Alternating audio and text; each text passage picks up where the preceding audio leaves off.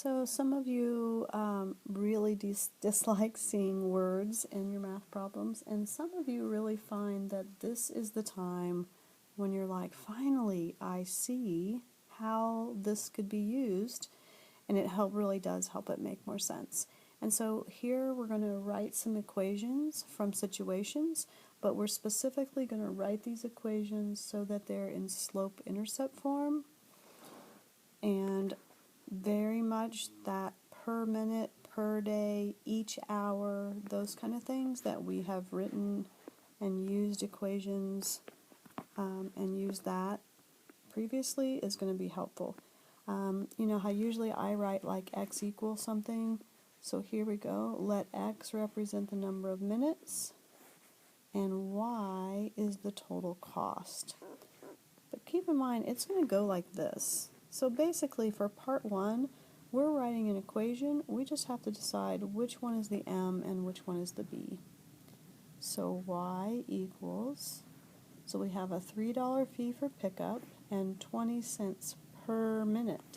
And x is the number of minutes. So that 20 cents per minute, 20 cents is my rate of change or my slope.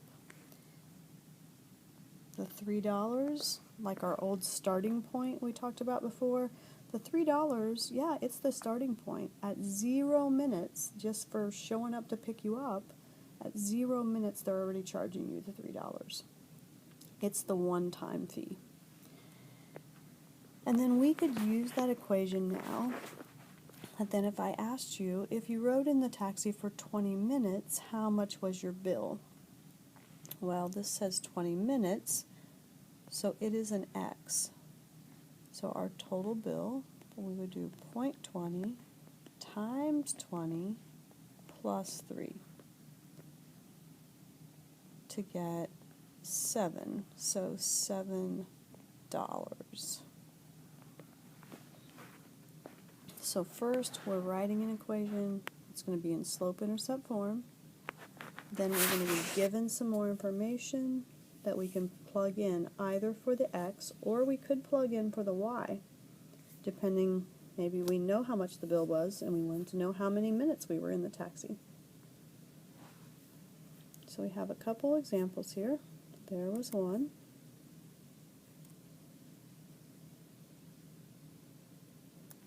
And then number 2 here, we have Austin.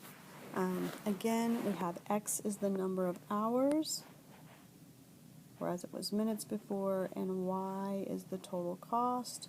Y being the total cost is going to be a pretty common theme.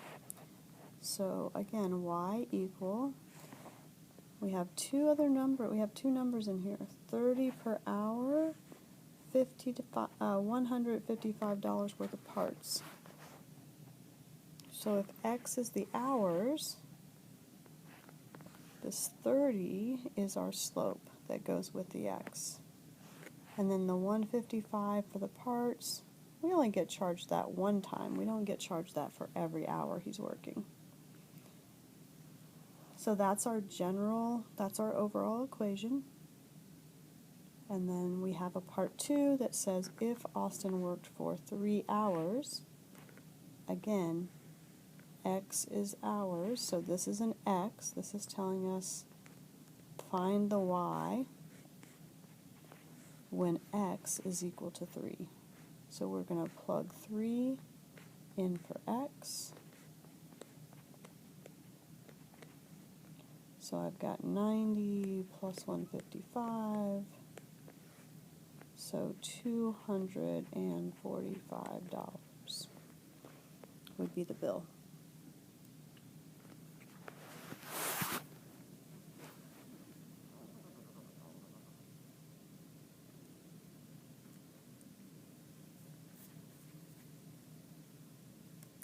So the one-time charge is your B, the per item is your X. So Kiara sells like one big cake and a bunch of cupcakes. That's how she does her order.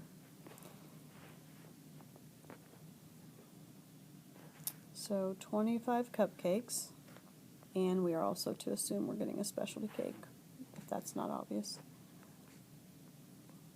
So if X is the number of cupcakes, 2 goes with the X, and $100 for the big cake.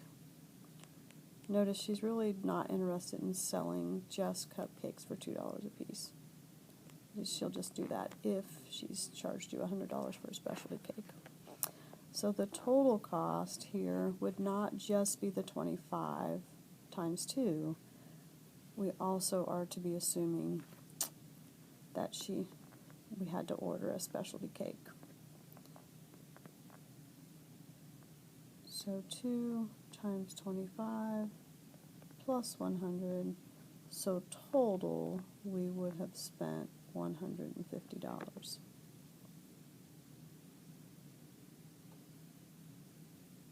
Alright, you have some problems on the following page. I'm going to give you one other thing here. Kind of another question. What if the total cost was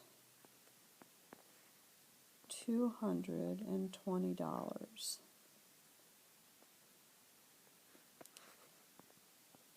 How many cupcakes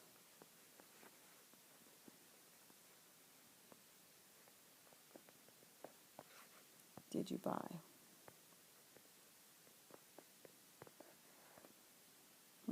So if the total cost was this, well, total cost is Y.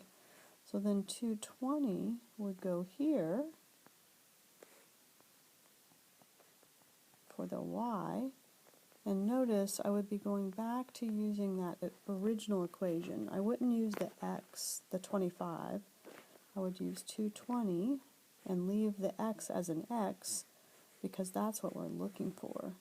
And we could subtract the 100 and divide, and we would find out 60 cupcakes. So you can use the equation that you write to find the total cost.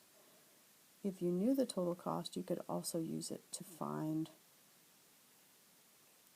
how many of the individual items. Okay, well, that ties it up for the rest of this unit. You have a short assignment on this applications, and then we'll have a review and a quiz. Thanks.